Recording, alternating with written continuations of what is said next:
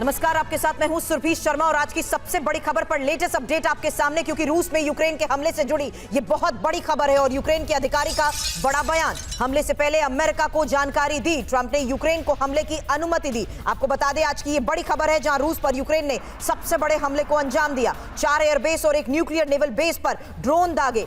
रूस के 40 परमाणु बॉम्बर जलकर खाक हुए। लेकिन इस वक्त एक सबसे बड़ी खबर है और ये यूक्रेन के अधिकारी का बड़ा बयान है जहां हमले से पहले अमेरिका को जानकारी दी, ट्रंप ने यूक्रेन को हमले की अनुमति दी है। तो इस वक्त आपको बता दें ये एक और सबसे बड़ी खबर सामने आ रही है जहां टाइमिंग इंपॉर्टेंट है। कल युद्ध विराम पर इस्तांबुल में चर्चा होने वाली है, उससे पहले आज एक बड़े हमले को अंजाम दिया गया है। लेकिन इस वक्त ये सबसे बड़ी खबर है जहां हमले से पहले अमेरिका को जानकारी दी और यूक्रेन के बड़े अधिकारी का क्या बड़ा बयान सामने आया है। इस बारे में और जानकारी के साथ मेरे सहयोगी मनीष झा इस वक्त हमें ज्वाइन कर चुके हैं और मेरे सहयोगी निशांत चतुर्वेदी भी इस वक्त हमारे साथ है। मनीष, सबसे पहले बड़ा अपडेट, बयान आखिर यूक्रेन के अधिकारी का क्या है, क्योंकि इस बयान के तहत ये सबसे बड़ी खबर कि क्या डोनाल्ड ट्रंप इस पूरे हमले के बारे में वाकिफ थे।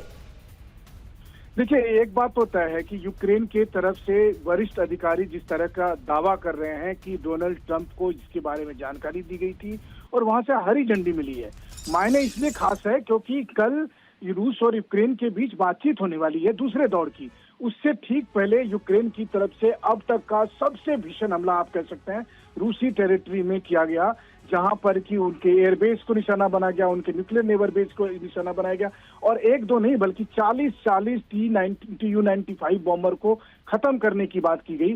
तो इसका मतलब है, और दूसरा जिस स्केल का हमला हुआ है ये वैसे भी अमेरिका या नाटो की तरफ से टेक्निकल और इंटेलिजेंस और दूसरे सपोर्ट के बगैर हो ही नहीं सकता। तो इसका मतलब है कि अमेरिका की मंजूरी के बाद, डोनाल्ड ट्रंप की मंजूरी के बाद ये हमला हुआ और उसमें रूस को इतना बड़ा नुकसान पहुंचा। अगर आप देखें तो बीते 3 साल में यूक्रेन की तरफ से रूस के भीतर इतना बड़ा हमला नहीं हुआ है। ऐसी स्थिति में यूक्रेन ने इतनी बेहतरीन ढंग से सटीक निशाना के साथ ये हमला किया है, तो साफ तौर पर लग रहा है कि अब रूस और यूक्रेन का युद्ध एक नए दौर में गुजरने वाला है और जहां पर कि अब शायद पुतिन भी ट्रंप को लेकर शक की निगाह से देखेंगे कि पुतिन भी ट्रंप को सख्त निगाह से देखेंगे। इस बात का मतलब क्या निकलकर सामने आ सकता है निशांत, क्योंकि ट्रंप ने अगर यूक्रेन को इस हमले की अनुमति दी है तो जाहिर सी बात है अब रूस भी बड़े स्तर पर पलटवार करेगा। सुरभि, यहाँ पर 3 चीजें हैं जो समझने वाली हैं। नंबर 1, एक्सियोस के हवाले से खबर आई है। एक्सियोस ने इस खबर को ब्रेक किया है और उस खबर में लिखा है कि यूक्रेन ने अमेरिका को, डोनाल्ड ट्रंप को नोटिफाई किया था। एक यूक्रेनियन ऑफिशियल के हवाले से खबर आई है। नंबर 1, यानी डोनाल्ड ट्रंप को बताया था कि वो ऐसा हमला करेंगे। इसमें दूसरी इंफॉर्मेशन क्या है उस आर्टिकल में अगर आप ध्यान से पढ़ें तो दूसरी इंफॉर्मेशन ये है कि इस हमले को 1 साल से प्लान किया जा रहा था। यानी कि ये जो हमला है 1 साल से प्लान किया जा रहा था और यूक्रेन की सिक्योरिटी सर्विसेज ने इसको एग्जीक्यूट किया। यानी कि ये पुतिन का एक बहुत बड़ा इंटेल फेलियर है। मैं आपको फिर से बोलूंगा, हमें लोकेशन ध्यान रखनी चाहिए। स्वीडन के नजदीक एक हमला हुआ है, सर्बिया में हमला हुआ है, वहां तक यूक्रेन की पहुंच नहीं है, इनसाइडर्स इन्वॉल्व हैं, ये साफ दिखाई दे रहा है। पुतिन डोनाल्ड ट्रंप के बारे में बाद में सोचेंगे, लेकिन सबसे पहले उनका जो इंटेल फेलियर है, हम बात कर रहे हैं KGB की, हम बात कर रहे हैं अब रशिया की FSB की, वो फेलियर है। तीसरी चीज जो आपने डोनाल्ड ट्रंप की बात की, डोनाल्ड ट्रंप के लिहाज से इस चीज को मत भूलिए कि आज से 4 या 5 दिन पहले डोनाल्ड ट्रंप ने सीज फायर की जब बातें नहीं हो पानी थी तो क्या थ्रेट दिया था। उन्होंने कहा था कि Putin will soon know what is going to come. आपको याद होगा ये बात। So probably this is what he was hinting at. ये बार्गेनिंग टैक्टिक्स नहीं हो सकती कल की बैठक से पहले। They are dealing with Putin. Number 1, Putin के साथ बार्गेनिंग नहीं चलती है। आज की रात और कल मुझे लगता है कि कुछ बड़ा होने वाला है। डोनाल्ड ट्रंप ने जो किया सो किया, जेलेंस्की ने जो किया सो किया।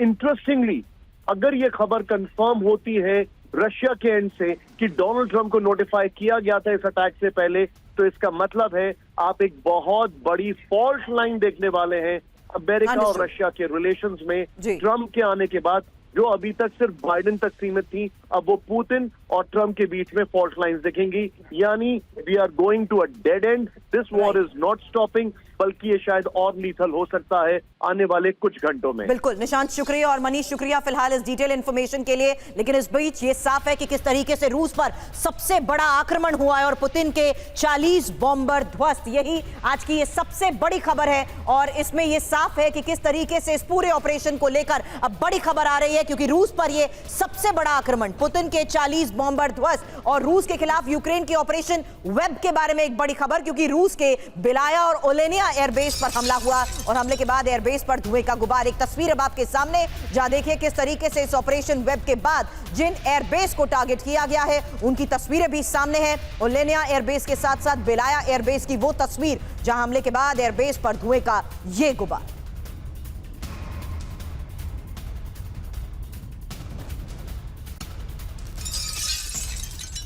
और रूस पर हमले के बाद यूक्रेन का दावा, एक और अगली बड़ी खबर, जहां रूस पर फाइबर ऑप्टिक ड्रोन से अटैक और रूस के 40 से ज्यादा बॉम्बर तबाह। यूक्रेन ने यह दावा कर दिया है कि किस तरीके से अब इस हमले को अंजाम दिया गया, जहां रूस पर फाइटर ऑप्टिक ड्रोन से अटैक हुआ और 40 से ज्यादा बॉम्बर तबाह कर दिए गए।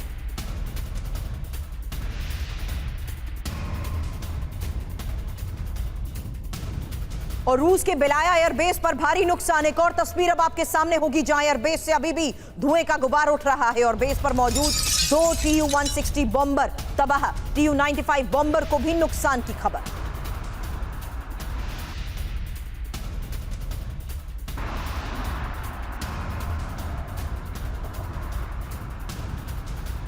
ओलेनिया एयरबेस का नया वीडियो अब आपके सामने, क्योंकि इसी वीडियो में रूस के बॉम्बर जलते नजर आ रहे हैं। 4 रूसी बॉम्बर्स में जबरदस्त लगी आग की वो तस्वीर अब आपके सामने, जहां देखिए किस तरीके से यूक्रेन ने स्ट्रैटेजिकल इंपॉर्टेंस रखते हुए इन एयरबेस को टारगेट किया है। और ये ओलेनिया एयरबेस की नई तस्वीर सामने आई है। रूस में यूक्रेन ने एयरबेस को टारगेट करते हुए हमलों को अंजाम दिया है। और अब ये वो तस्वीर जहां रूस के बॉम्बर जलते नजर आ रहे हैं। 4 रूसी बॉम्बर्स में जबरदस्त आग लगी। और रूस में अटैक पर बहुत बड़ी खबर है, जहां रूस के सेवरोमोर्स्क नेवल बेस पर हमला हुआ है और रूस की परमाणु सबमरीन वहां पर हमला। यह एक और इंपॉर्टेंट लोकेशन है। टाइमिंग तो इंपॉर्टेंट है, जिसका जिक्र अपने सहयोगियों के साथ थोड़ी देर पहले कर रहे थे। कल होने वाली बातचीत से पहले इस बड़े हमले को अंजाम दिया गया, लेकिन रूस में अटैक पर एक और ये बड़ी खबर है, और ये वो नेवल बेस है जहां रूस की परमाणु सबमरीन वहीं पर हमला। रूस के एक और एयरबेस पर अटैक की खबर, मॉस्को के वोस्क्रेंस्क एयरफील्ड पर अटैक। वोस्क्रेंस्क एयरफील्ड में आग और धुएं का गुबार, यह तस्वीर अब सामने आई है।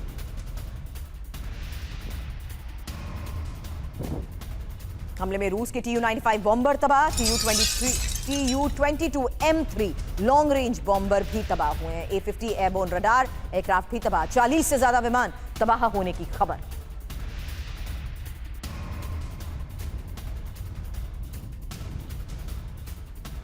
इस बीच एक और बड़ी खबर यह कि ड्रोन को एक ट्रक से एक्टिव किया गया। रूस के बॉम्बर को निशाना बनाया गया। रूस के बॉर्डर के पास खड़े ट्रक से अटैक हुए।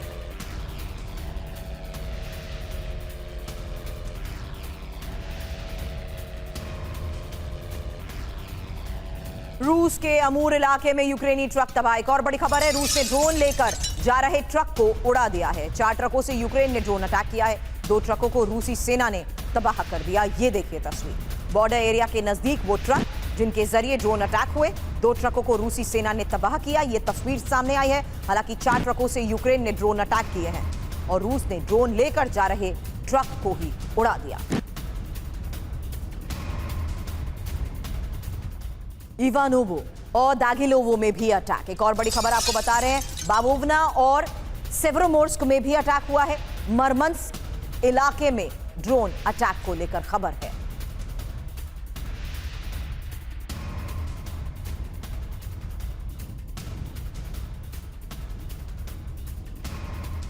तो फिलहाल ये वो तस्वीर अब सामने है, जहां यूक्रेन ने इवानोव में भी हमलों को अंजाम दिया है और एक के बाद एक देखिए किस तरीके से ऐसी लोकेशन पर टारगेट करते हुए ड्रोन अटैक किया, हैंगर एरिया। और इसी बेस पर अटैक के बाद दूर से ली गई वो तस्वीर भी सामने आई है। ये डियागिलोवो एयरबेस की तस्वीर आपको दिखा रहे हैं। एक और ऐसा एयरबेस जिसे टारगेट करते हुए कैसे उड़ा दिया गया।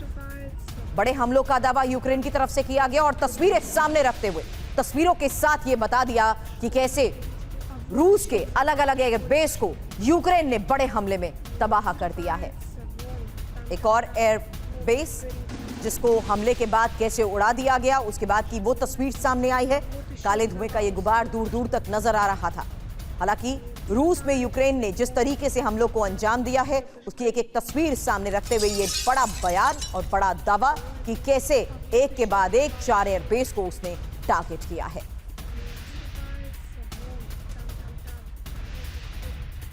एक साथ 4 तस्वीरें उन्हें एयरबेस की जिसे यूक्रेन ने हमले में ध्वस्त किया और ये एक और ऐसा बड़ा हमला, हालांकि ये 3 साल में यूक्रेन का रूस पर सबसे बड़ा ड्रोन हमला है, क्योंकि रूस के 4 एयरबेस पर जिस तरीके से अटैक हुआ उसी की तस्वीर आपके सामने है।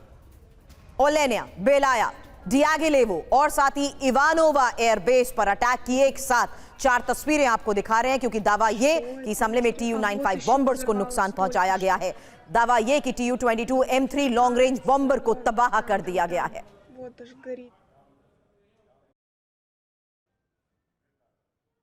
Еще взорвалось только что. И взрывается вон, там. और अब आगे बढ़ते हैं। स्पेशल रिपोर्ट आपके सामने। जब आतंकियों ने भारत की सीमा लांघी तो हमने ऑपरेशन सिंदूर से लक्ष्मण रेखा खींच दी।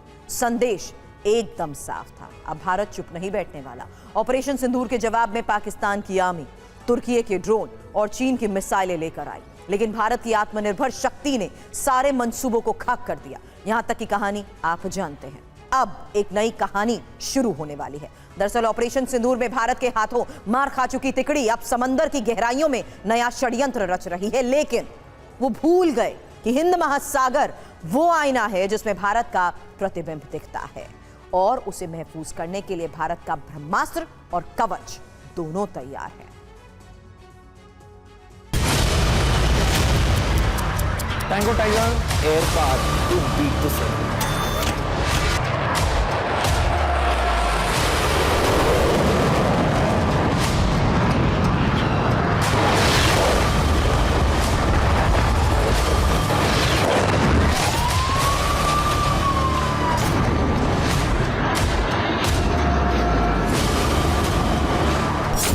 भारत का ऑपरेशन सिंदूर सिर्फ एक सैन्य अभियान नहीं था, बल्कि वो भारत की रणनीतिक सोच और आत्मनिर्भरता का प्रतीक भी था।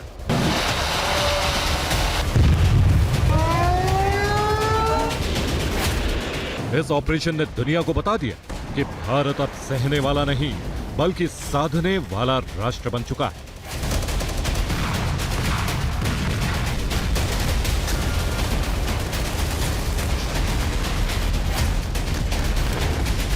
इस संघर्ष में पूरी दुनिया ने भारत के हथियारों की ताकत देखी, लेकिन आज हम आपको बताएंगे कि उन हथियारों के अलावा भारत के पास एक शक्तिशाली कवच है, एक आधुनिक ब्रह्मास्त्र है और सबसे जरूरी एक निडर नेतृत्व है। अब आतंकियों की बची खुची जमीन को भी मिट्टी में मिलाने का समय आ गया है।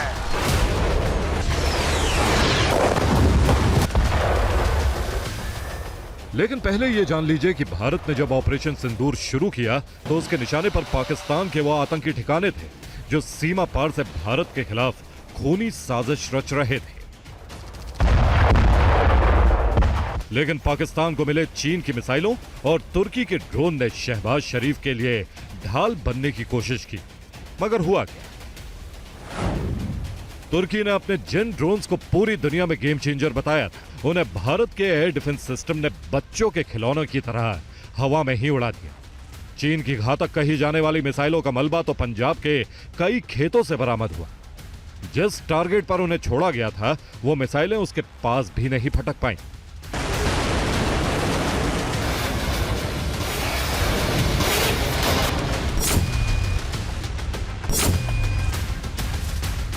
और पाकिस्तान, उसके बारे में कुछ भी कहना वक्त की बर्बादी करना होगा। चीन समझ चुका है कि भारत के सामने उसके हथियार नहीं टिकते। तुर्की को भी अपने ड्रोन्स की वास्तविकता पता लग चुकी है। इसलिए अब वो पाकिस्तान के साथ मिलकर समंदर में एक साजिश रच रहा है, एक नौसैनिक त्रिकोण बना रहा है। खबर है कि चीन और तुर्की ने पाकिस्तान के साथ मिलकर हिंद महासागर क्षेत्र में अपनी मौजूदगी को बढ़ाने की योजना बनाई। उनका इरादा है भारत को समुद्री घेराबंदी में फंसाना।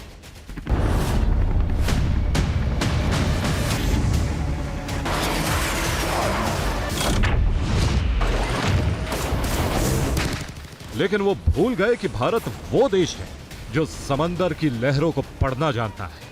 वहां भारत की नौसेना पहले से ही मुस्तैद है। आईएनएस विक्रांत और आईएनएस विशाखापट्टनम जैसे स्वदेशी युद्धपोत दुश्मन को नेस्त नाबूद करने के लिए तैयार। ब्रह्मोस मिसाइलें शत्रु के अंत के लिए आतुर है।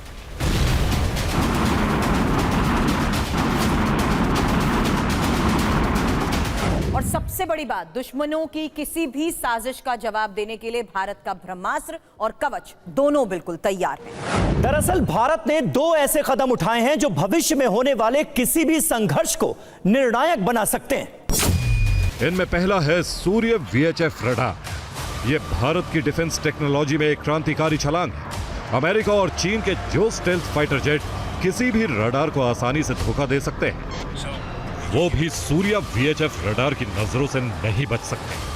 भारत के डिफेंस सिस्टम की यह ऐसी आंख है जो अदृश्य शत्रु को भी आसानी से देख सकती है।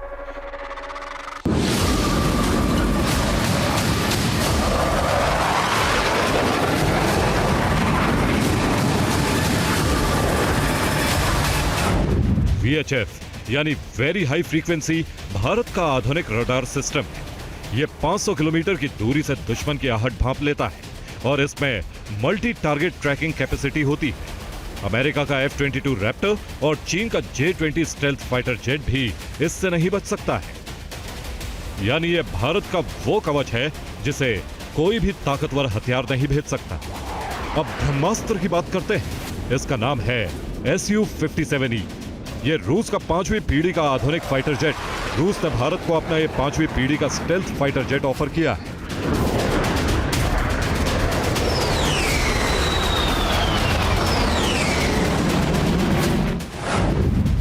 इस फाइटर जेट में सुपर क्रूज क्षमता होती है, यानी बिना आफ्टर बर्नर के यह सुपर सोनिक उड़ान भर सकता है। इसके अलावा यह आसानी से रडार की पकड़ से बच सकता है। हवा में एक साथ 12 से ज्यादा टारगेट को ट्रैक कर सकता है और उन पर हमला कर सकता है। इस घातक लड़ाकू विमान के आगे चीन का J-20 और पाकिस्तान का JF-17 दूर दूर तक नहीं ठहरता। अगर ये डील फाइनल होती है तो फ्यूचर वॉरफेयर में ये एक बड़ा गेम चेंजर साबित हो सकता है। इस फाइटर जेट को चीन के J-20 से काफी बेहतर माना जाता है। यानी रूस का Su-57E अगर भारतीय वायुसेना को मिला तो ये न केवल पलक झपकते ही दुश्मन को मार गिराएगा, बल्कि उसकी पूरी रणनीति को भी ध्वस्त कर देगा। इसलिए भारत पर तिरछी नजर रखने वालों को सावधान रहने की जरूरत। अगर किसी ने भारत को आंख दिखाई तो फिर उसे सिर्फ और सिर्फ भारत के सपने आएंगे, क्योंकि अब हमारे पास न केवल आक्रमण करने की क्षमता है, बल्कि हम हर मोर्चे पर चौकन्ने, ताकतवर और निर्णायक।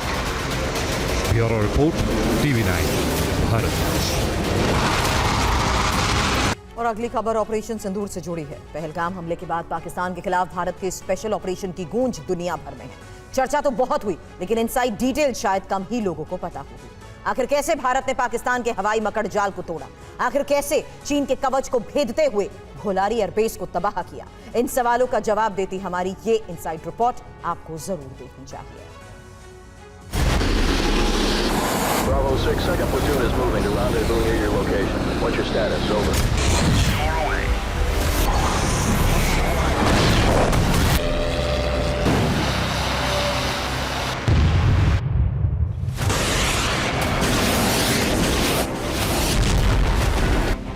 भारत के प्रहार से पाकिस्तान को बिखरते दुनिया ने देखा।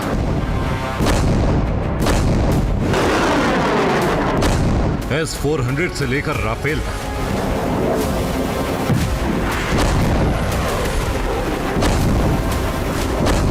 सुखोई से लेकर ब्रह्मोस तक,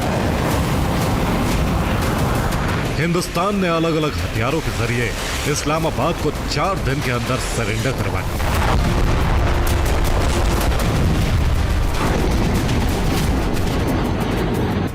लेकिन पाकिस्तान की एक एक साजिश को भारत कैसे विफल करता चला गया, इसकी कहानी बड़ी रोचक है। 7 मई 2025, वो तारीख जो पाकिस्तान कभी नहीं भूलेगा।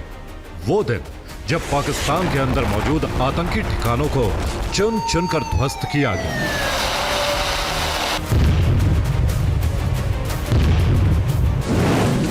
उसके made in China air defence system की भद पिट चुकी थी। जवाब में उसने ड्रोन के झुंड भेजने शुरू किए, लेकिन हिंदुस्तान ने उन सब का भी शिकार किया।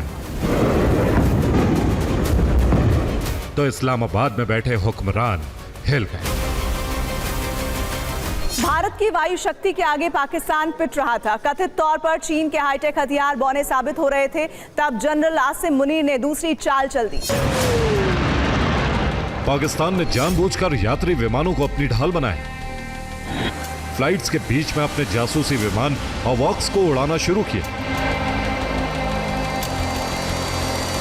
कोशिश ये पता लगाने की थी कि भारत की तरफ से कोई आसमानी खतरा तो नहीं। साफ 2000 एरियाई AEWNC यानी अवॉक्स को पाकिस्तानी वायुसेना की आंख कहा जाता है।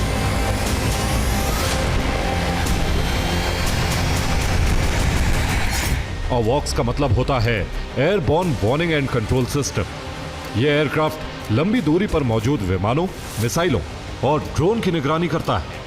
अवॉक्स में एक बड़ा रडार डोम होता है जो उन्हें हवाई लक्ष्य की जानकारी जुटाने में मदद करता है।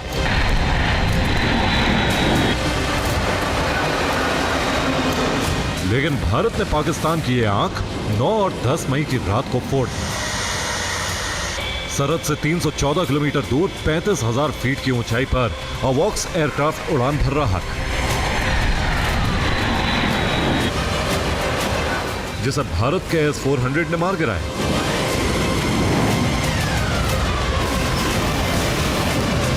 यानी हिंदुस्तान ने पाकिस्तान के काफी अंदर घुसकर उसके टोही प्लेन को ध्वस्त किया।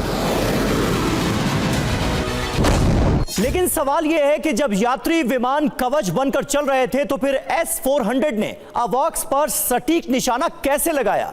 दुनिया दंग थी कि इतनी लंबी दूरी से S-400 ने यह कारनामा कैसे कर दिया। ऑपरेशन में नए प्लेयर की एंट्री यही हुई, जिसकी जानकारी अब मिली। भारत के लिए नागरिक विमानों के बीच अवॉक्स को टारगेट करना मुश्किल हो रहा था। भारत यात्री विमानों को नुकसान पहुंचाना नहीं चाहता था। ऐसे में भारतीय स्पेस एजेंसी इसरो की मदद ली गई। इसरो ने उपग्रहों के जरिए पाकिस्तान के आसमान में अवॉक्स को ट्रैक किया, उसकी सही और सटीक लोकेशन। बाकी का काम S-400 ने कर दिया। जिस एयरक्राफ्ट के दम पर पाकिस्तान इतरा रहा था, उसे इस ताकतवर सुदर्शन चक्र की मदद से मिट्टी में मिला दिया। भारत को यह भी पता चल गया है कि अवॉक्स एयरक्राफ्ट ने भोलारी एयरबेस से उड़ान भरी थी। पाकिस्तान की आसमानी आंख तो फूट चुकी थी, अब बारी उस बेस की थी जो इस विमान का ठिकाना बना हुआ था, यानी भोलारी एयरबेस। ऑपरेशन सिंदूर के तहत 9 से 10 मई की रात को ही पाकिस्तान के इस बेस पर भी ब्रह्मोस मिसाइल दाग दी गई। एक विशेष हैंगर को टारगेट किया गया, जहां मुनीर ने स्पेशल फाइटर जेट छिपा रखे थे, लेकिन भारत को शायद इसकी भनक लग गई। कराची से 70 किलोमीटर दूर उत्तर पूर्व में मौजूद भोलारी एयरबेस दक्षिणी हवाई कमान का केंद्र है। यहाँ F-16, JF-17 और अवॉक्स जैसे एयरक्राफ्ट मौजूद रहते हैं। आसमान से लेकर समंदर तक की निगरानी के लिहाज से भोलारी एयरबेस पाकिस्तान के लिए काफी अहम है।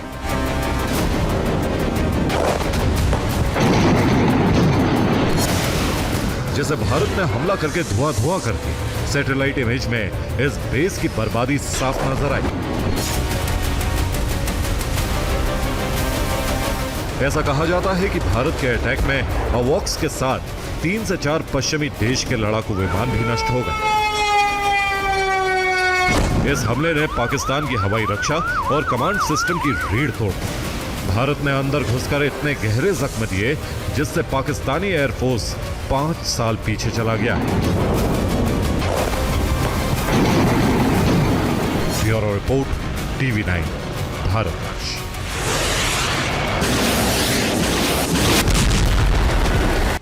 और ऑपरेशन सिंदूर के बाद पाकिस्तान के लिए हर दिन मुश्किलें बढ़ रही हैं।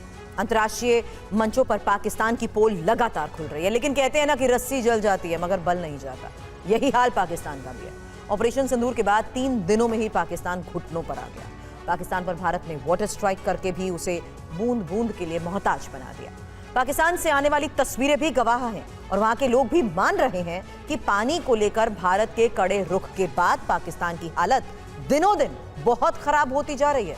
लेकिन पाकिस्तान के हुक्मरान है कि उन्हें अपने मुल्क में कुछ दिखाई ही नहीं दे रहा और वो भारत को गीदड़ भभकी देने में पूरी ताकत लगा रहे हैं।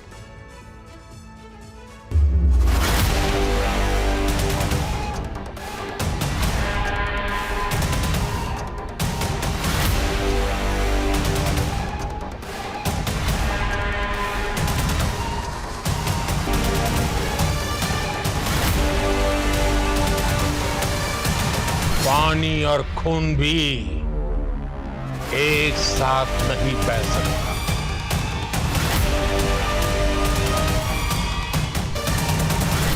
आतंक की पौध में पानी देकर दहशतगर्दी के दरख्तों को सींचने वाले पाकिस्तान में अब पानी के लिए हाहाकार मच गया है।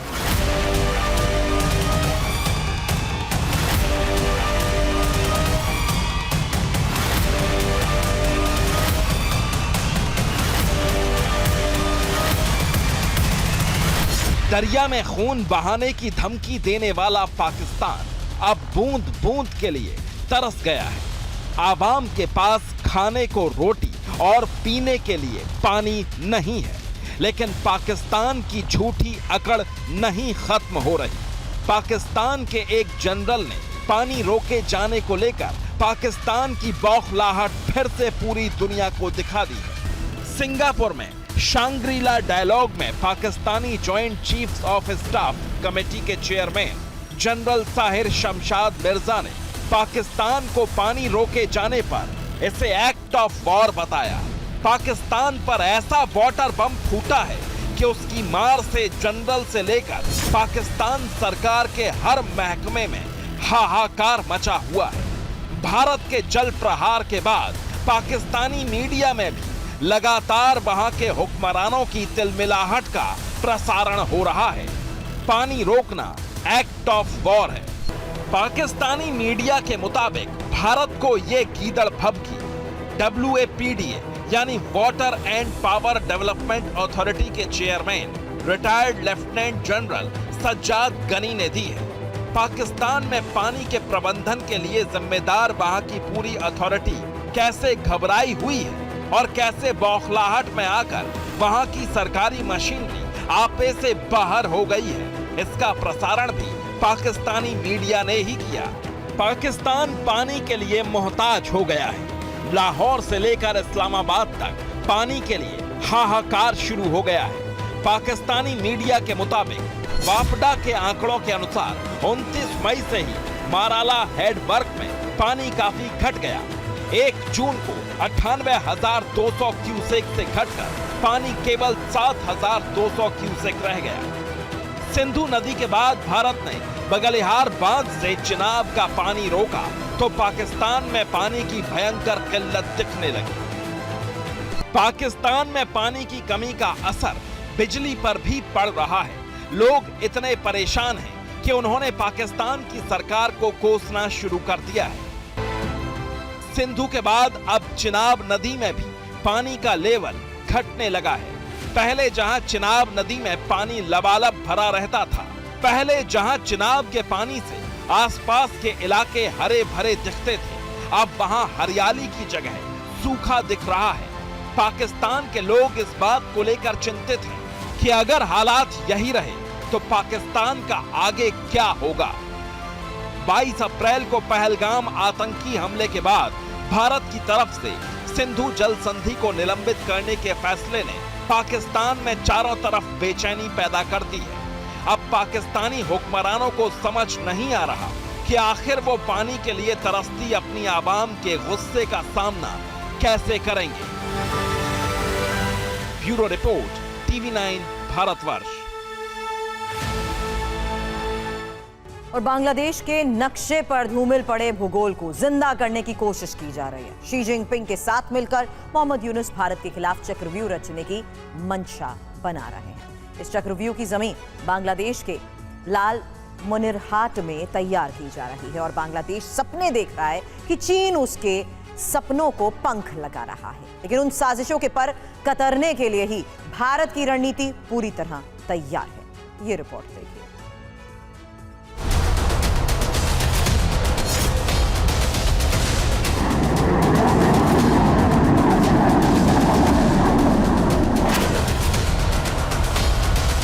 शांति दूत के लबादे में छिपे यूनुस और विस्तारवादी सपनों के शहंशाह शी जिनपिंग की ये तस्वीरें फरवरी 2025 की है। यूनुस चीन के दौरे पर गए थे। जिनपिंग से गलबहियां करके लौटे तो साथ में $2 अरब का पैकेज चीन ने उन्हें थमा दिया। लेकिन बदले में यूनुस ने क्या दिया? यूनुस ने अपने एयरपोर्ट, अपने बंदरगाह और यहां तक कि अपनी जमीन चीन के पास गिरवी रख दी। अब उसी जमीन पर ड्रैगन अपने एक पुराने सपने को जिंदा करने की कोशिश कर रहा है। लाल मोनिरहाट, बांग्लादेश। यह बांग्लादेश का वो इलाका है जो दूसरे विश्व युद्ध के दौरान एलाइड फोर्स का गढ़ था। यहां का सूना पड़ा एयरबेस उस वक्त मित्र राष्ट्रों की लाइफलाइन हुआ करता था। इस लाल मोनिरहाट एयरपोर्ट को अंग्रेजों ने 1931 में बनवाया था। दूसरे विश्व युद्ध में इसने अहम भूमिका निभाई और उसके बाद 1958 में पूर्वी पाकिस्तान ने इसे नागरिक उड़ानों के लिए इस्तेमाल किया। लेकिन फिर यह बंद कर दिया गया और अब चीन की मदद से बांग्लादेश फिर से इस एयरपोर्ट को दुरुस्त करना चाहता है। लेकिन सवाल है कि इनके इरादे क्या हैं? दरअसल लाल मोनिरहाट का यह एयरपोर्ट भारत के सिलीगुड़ी कॉरिडोर यानी चिकन नेक से महज 135 किलोमीटर की दूरी पर है। चिकन नेक वही गलियारा है जो भारत के 8 पूर्वोत्तर राज्यों को देश की मुख्य भूमि से जोड़ता है, यानी एक पतली सी सांस की नदी। और चीन के साथ मिलकर बांग्लादेश इस श्वसन प्रक्रिया को बाधित करने की फिराक में है। हालांकि अभी यह साफ नहीं है कि इस एयरपोर्ट का इस्तेमाल आम लोगों के लिए होगा या सेना के लिए। लेकिन भारत की सीमा के पास इसके पुनर्निर्माण से चिकन नेक की सुरक्षा को लेकर ज्यादा सतर्क रहने की जरूरत होगी। बांग्लादेश का कहना है कि वो इसे सिर्फ एक सिविलियन एयरपोर्ट के तौर पर विकसित कर रहा है। लेकिन एयरपोर्ट की लोकेशन, रनवे की लंबाई और वहां बनी एयरफोर्स यूनिवर्सिटी कुछ और ही कहानी बयां कर रही है। सूत्रों के हवाले से खबर है कि लाल मोनिरहाट एयरपोर्ट को विकसित करके Bangladesh signal intelligence, drone operation और साइबर स्पाइंग का हब बना सकता है। यानी वहां से भारत की निगरानी की तैयारी चल रही है। फिलहाल तो यही लग रहा है कि यूनुस ने लाल मोनिरहाट के मिलिट्री लॉजिस्टिक को चीन के हवाले कर दिया है और चीन वहां से नॉर्थ ईस्ट पर अपनी निगरानी मजबूत करने की फिराक में है। लेकिन यूनुस और जिनपिंग की साजिश का जवाब देने के लिए भारत की तैयारी भी मुकम्मल है। लाल मोनिरहाट का जवाब देने के लिए भारत की रणनीति का नाम है कैलाश हर एयरबेस।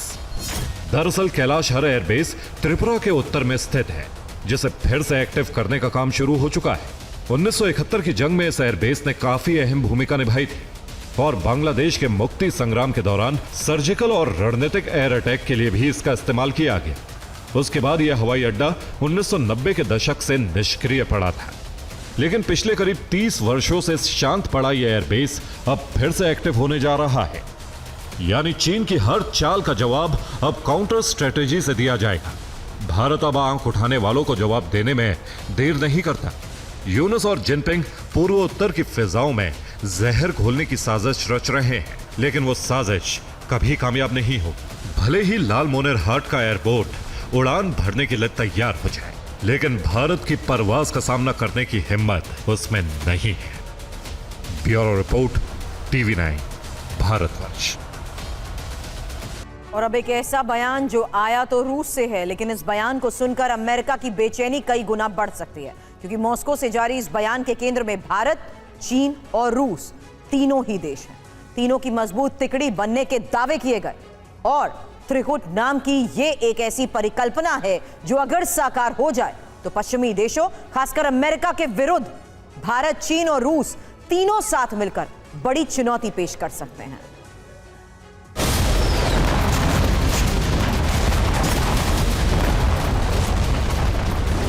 पश्चिमी एशिया में इजराइल बनाम हमास की जंग लंबे वक्त से चल रही।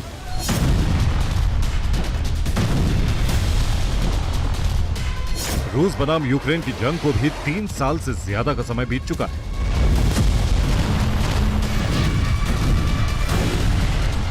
भारत और पाकिस्तान में भी 4 दिन की सीमित लेकिन विध्वंसकारी लड़ाई दुनिया को हैरान कर चुकी है।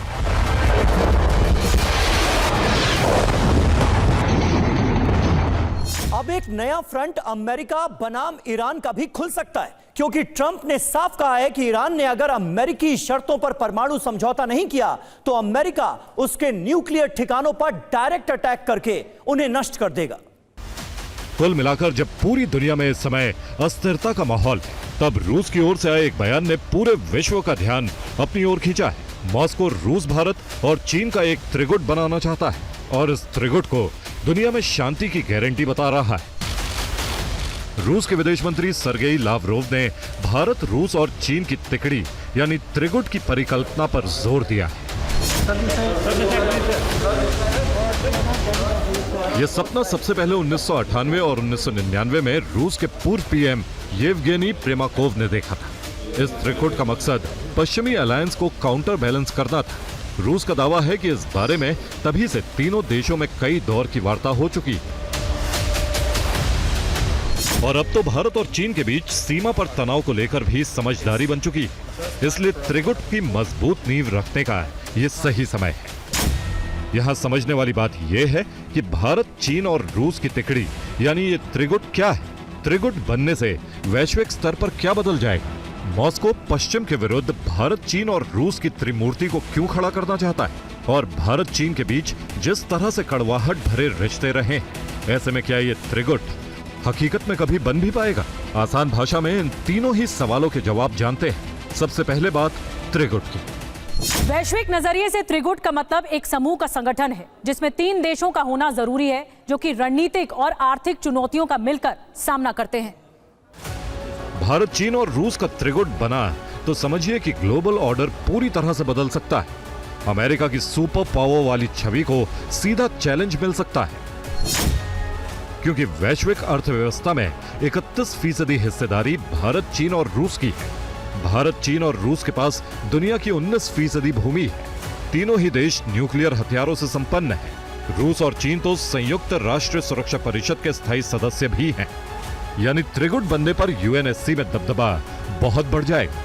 जहाँ तक RIC, Russia, India, China triangular group की बात है, इकोनॉमिक पिवट, जो जियो इकोनॉमिक पिवट है, वो एशिया की तरफ है। भारत और चीन जो हैं बड़ी इकोनॉमीज हैं और भारत चौथी इकोनॉमी है, चीन दूसरी इकोनॉमी है और रशिया भी एक अच्छा बड़ा जियोपॉलिटिकल पार्टनर है।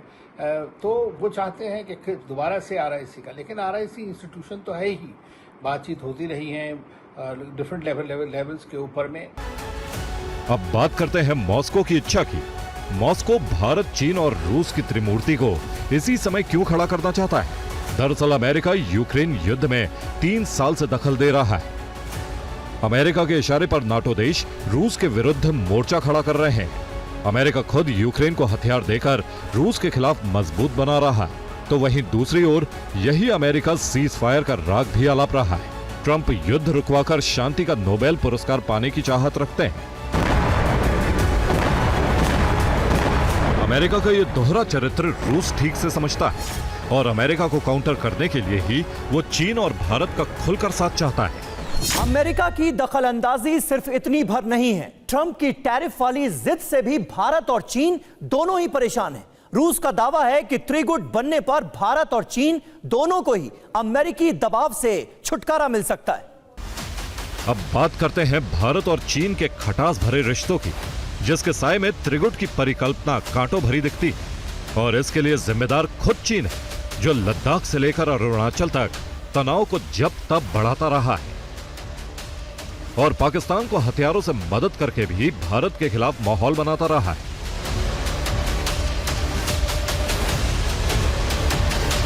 इसका ताजा उदाहरण हमने पाकिस्तान से हालिया संघर्ष में देखा था, जब पाकिस्तान ने चीन की मिसाइलों का इस्तेमाल भारत के विरुद्ध किया था।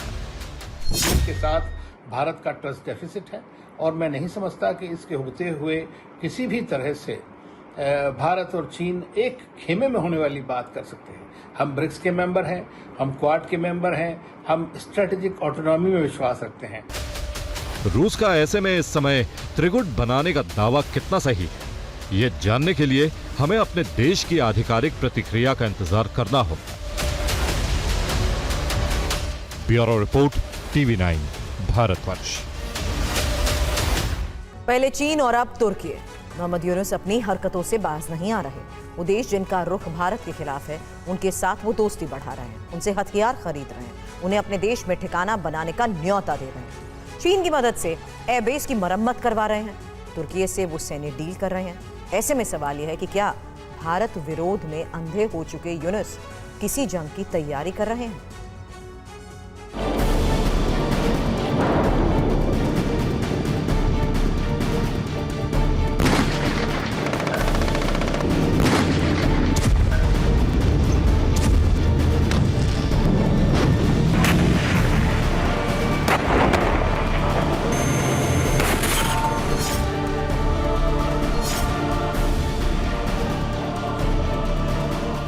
कट्टरपंथियों का गढ़ बनता जा रहा बांग्लादेश अब भारत विरोधी ताकतों का एपिसेंटर भी बनता जा रहा है। पिछले साल अगस्त में अंतरिम सरकार का पद संभालने के बाद सबसे पहले मोहम्मद यूनुस ने पाकिस्तान को एंट्री दी, फिर धीरे से चीन को गले लगाया और अब तुर्की के साथ डील में जुटे हुए हैं। यानी भारत के 3 विरोधियों को सीधे सीधे बुलाकर वो दिल्ली को आंख दिखाने की कोशिश कर रहे हैं। लेटेस्ट सवाल तब खड़ा हुआ जब बांग्लादेश इन्वेस्टमेंट डेवलपमेंट अथॉरिटी के कार्यकारी अध्यक्ष चौधरी आशिक महमूद बिन रून ने तुर्की का 5 दिनों का विशेष दौरा किया। यह यात्रा कूटनीतिक कम और हथियारों की रेस बढ़ाने के लिए ज्यादा थी। अपनी यात्रा में चौधरी आशिक महमूद ने तुर्की की सरकारी कंपनी MKE यानी मकीने वेक केमिया इंडस्ट्रीज का दौरा किया। कंपनी के साथ हथियार उत्पादन और रक्षा तकनीक के ट्रांसफर जैसे मुद्दों पर विस्तार से चर्चा की।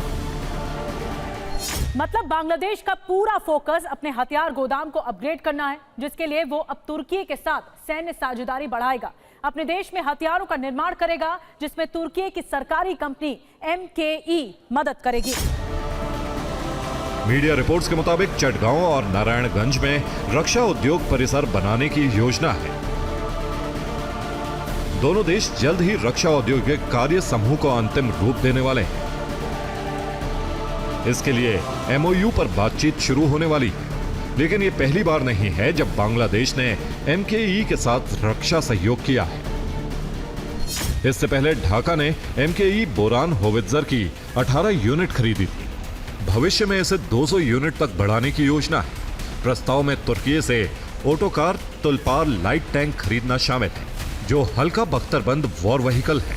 इसके अलावा बायरख्तार TB2 ड्रोन, छोटे हथियार, गोला बारूद और आर्टिलरी सिस्टम खरीदने की संभावना भी तलाशी जा रही है।